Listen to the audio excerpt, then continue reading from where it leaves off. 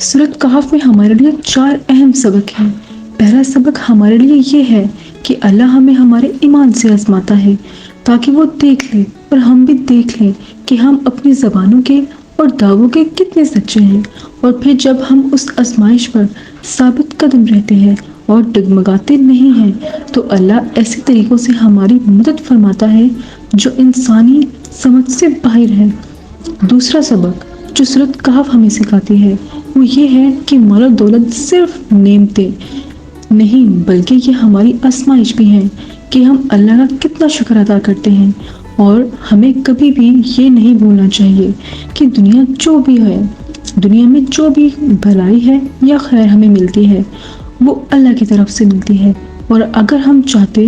کہ وہ بھلائی ٹھہر جائے اور ہمارے ہاتھ سے نہ جائے تو ہمیں اپنی نعمتوں پہ شکر ادا کرتے رہنا چاہیے، کیونکہ جو رب دے سکتا ہے وہ واپس لینے پر بھی قدرت رکھتا ہے۔ یہ بھی ہمیں نہیں بھولنا چاہیے کہ دنیا اور اس میں موجود ہر شے عارضی ہے۔ تیسرا سبق یہ ہے کہ علم بھی امتحان ہوتا ہے کہ کہیں ہم مغرور تو نہیں ہو جائیں گے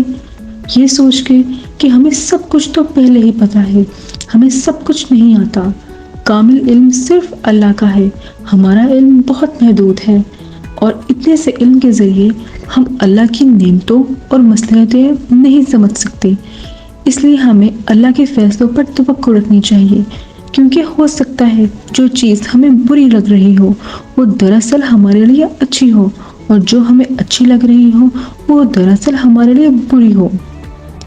اور چوتھا سبق یہ ہے کہ طاقت بھی اللہ کی طرف سے آزمائش ہوتی ہے۔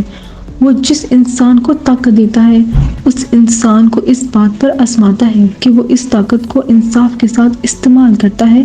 یا پھر کمزور کو کچلنے کے لیے استعمال کرتا ہے۔ اس کے علاوہ ہر شے ہمارا امتحان ہے۔ یہ 4 مختلف کہانیوں میں ایک ہی سبق دیتی ہے، اور وہ سبق کیا ہے کہ ہر چیز اپنے ساتھ ٹیسٹ لے کر آتی ہے، اور اس ٹیسٹ میں بس وہی پاس ہوتا ہے جو اپنے رب کو نہیں بھولتا، کیونکہ انسانی فطرت یہ ہے کہ وہ نعمت عطا ہو جانے پر سرکش ہو جاتا ہے اور اپنی حدود بھول جاتا ہے، اور اس کی یہ حرکت اسے نفع کر دیتی ہے۔ مت بھولا کریں کہ نعمتیں ہمارے ساتھ ہی ذمہ داریاں لے کر آتی ہیں جو ہمیں پوری کرنی ہوتی ہیں۔